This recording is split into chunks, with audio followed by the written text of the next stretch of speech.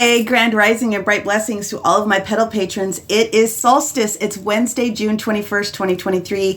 That is a 7 universal energy day, which is all spiritual in nature. Of course it is on this day. The universe is always supporting us with what happens with the numbers.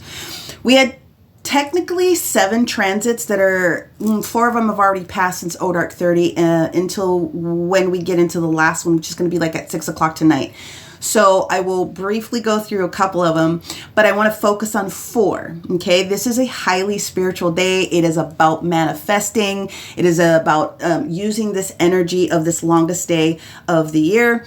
Here, especially in the Northern Hemisphere, to continue to bring forth all the things that you need. Now, let's focus on the 4 major energies that I want to focus on. So yesterday, we know that the moon technically moved out of the position of Cancer, and it's now in Leo, and then the sun is moving out of Gemini down into Cancer. So a lot of 4th house, 5th house energy being activated, which is where we live. It's our pleasure, it's our families, it's our children, it's our budgets. And I want to bring that up because we are going to have a square today that shows up here with Taurus, the Jupiter and Taurus position with that Mars energy. How fast do we need to make those changes? How fast do we need to move things?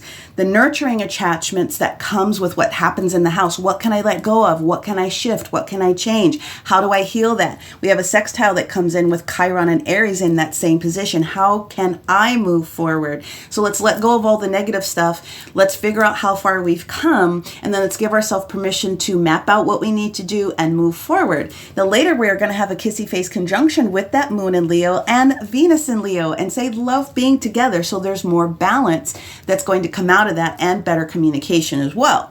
Now, we are going to talk about this little asteroid down here. I always talk about Chiron. We're going to start talking about the other ones, but this one is moving today. So this is Ceres, and Ceres is moving out of Virgo and into Libra.